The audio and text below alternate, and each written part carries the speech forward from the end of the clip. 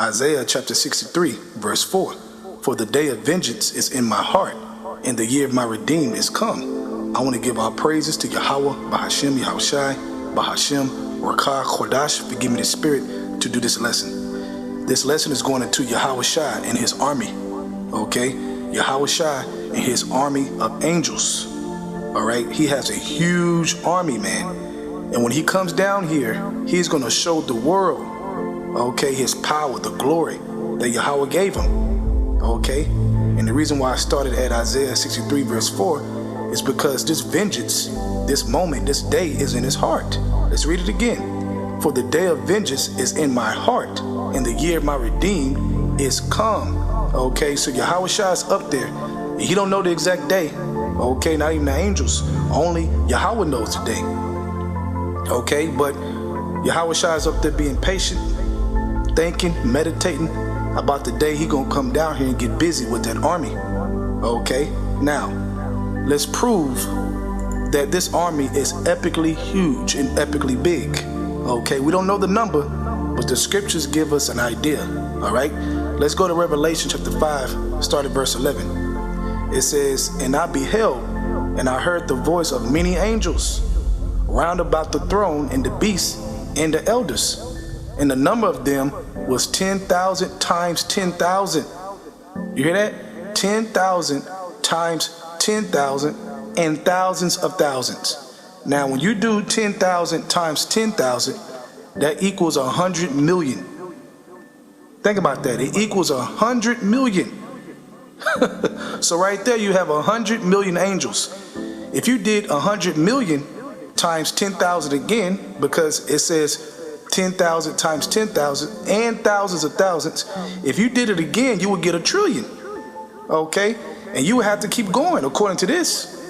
So ain't no number that we know of. It's not given to us to know the number. But this is written down, so when we read it, we like, wow, dang.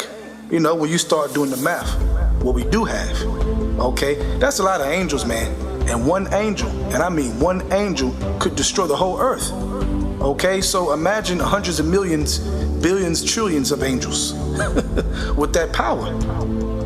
Okay, now let's go to verse 12. Saying with a loud voice, worthy is the Lamb that was slain to receive power and riches and wisdom and strength.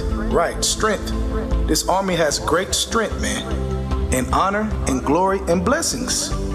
Okay, so the angels, man, are ready to serve Yahawashi, man. Bahasham, Yahawashi, within that order. They're ready to get busy. They're ready to come down here, man. Okay, by Yahawah's order. Because Yahawashi can't come down here until Yahawah tell him to come down here. Because he don't know the day. That power is kept with Yahawah, man. All right, think about that. Now let's go to John chapter 5, verse 22. For the Father judgeth no man, but have committed all judgment unto the Son.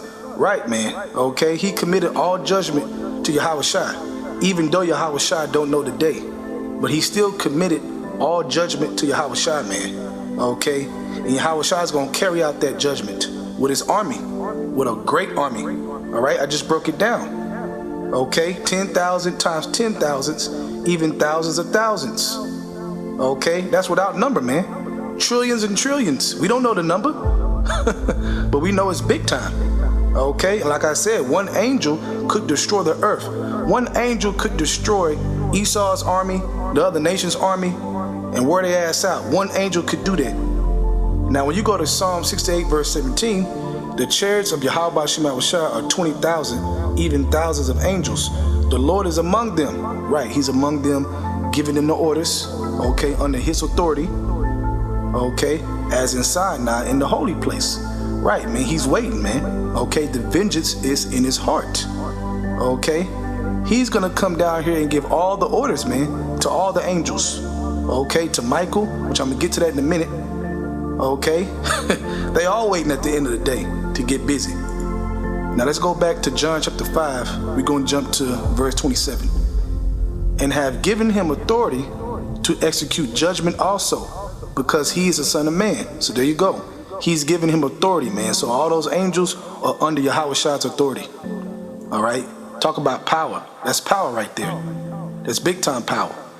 Now from there, let's go to Revelation chapter 12, starting at verse 7.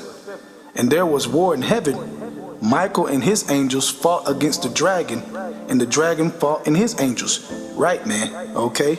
They fought against Esau. Okay. All of Esau military, the EU, NATO, they militaries. Okay. And the other nation militaries. Okay. They're going to fight against all of them. But predominantly Esau, man. Proud ass Esau. Because though he going to be scared, he's still going to fight. Like it says in the scriptures in 2nd Esdras 13 chapter. Okay, let's read it again. And there was war in heaven. Michael and his angels fought against the dragon, and the dragon fought and his angels.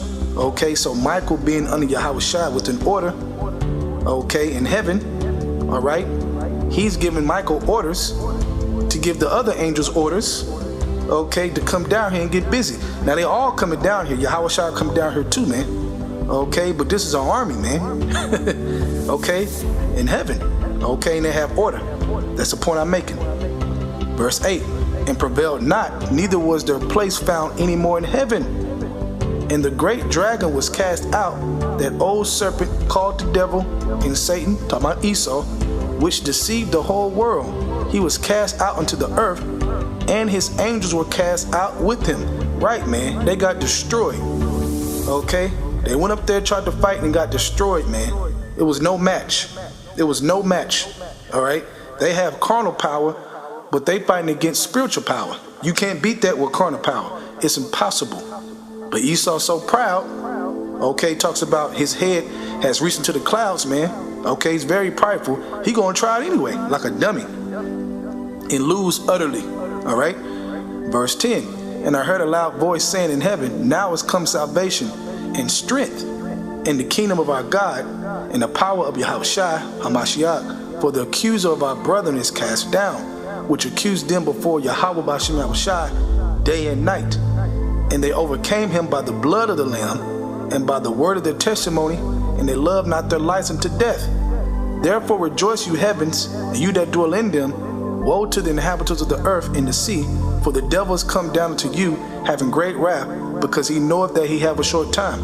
Right, and they know right now they have a short time. Okay, they know they have a short time. All right, so they gonna move fast. They moving fast now, and they gonna move with great wrath, man. It's about to get crazy. But once they do that, Yahawashi, okay, along with Michael and him and the rest of the angels, the army, okay, they gonna come down here. Let's go to Daniel chapter 12. And at that time shall Michael stand up, the great prince, withstanding for the children of thy people. And there shall be a time of trouble, such as never was since there was a nation, even to that same time. And at that time thy people shall be delivered, every one that shall be found written in the book. Right, man. Okay, so Michael gonna come down here along with Yahawashi and the rest of the angels, man. Okay, and like I read, hundreds of millions, because when you read Revelation chapter 1 verse 7, okay, it said every eye shall see him, every eye. Okay, all kindreds, all nations. Okay, and the world is big. The earth is huge. Okay, and what it makes me think about, man, when you think about the angels, that many angels up there, okay, around the throne of the Most High, man, it has to be huge up there, man. That's how you know when he say the earth is my footstool, what house can you build for me? Man, it's huge up there, man. Okay, beyond the earth, will they dwell out the heavens? It's beyond the earth. The earth is like a crumb compared to the Most High's throne. Okay, and will they dwell at up there? Just want to make that point. All right? Now from there, let's go to Revelation chapter 19, starting at verse 11. And I saw heaven open, and behold, a white horse. And he that sat upon him was called Faithful and True.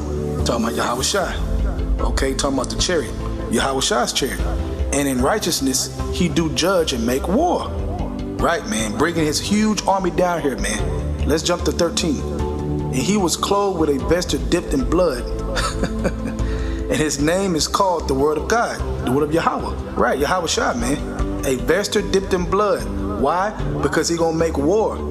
Okay, talks about who shall lead me into Edom. All right, his garment gonna be like the wine press. Okay, verse 14. And the armies which were in heaven followed him upon white horses, clothed in fine linen, white and clean. And out of his mouth goeth a sharp sword, that with it shall smite the nations, and he shall rule them with a rod of iron, and he treadeth the winepress of the fierceness and wrath of Almighty God, Yahawah. Verse 16, and he had on his vesture and on his thigh a name written, King of Kings and Lord of Lords. Right, so he's going to show him the power, man. I'm the King of Kings. I'm the Lord of Lords, man. I'm the judge of the earth. He gonna show it in high fashion, man. Okay, in glory and in power and strength. Okay, with hundreds and hundreds of millions and millions and trillions of angels, man, that's gonna flood the earth. How is that not scary, man? That is scary, man. So you better make sure that you on the right side of this. Because when he show his power, man, that's in his heart, he said, vengeance is in my heart, he ain't playing, man. Okay, he been waiting for this. Okay, he been waiting over 2,000 years. So when Yahawah give Yahawashi the gold, the green light, oh my goodness, man. Him, Michael, the other angels, they coming down here, man, and the energy that is gonna bring down here is gonna be amazing, man. Okay, it's gonna shake the earth just by them coming down here, man. So hey, with that, I hope you're edified. I want to give our praises to Yahawah, Bahasham, Yahawashi, Bahasham, Rakah, Chodash, for giving me the spirit to do this lesson. Double honors to the elders, great millstone, and shalom to your Akamah that is doing the truth and sincerity. Shalom.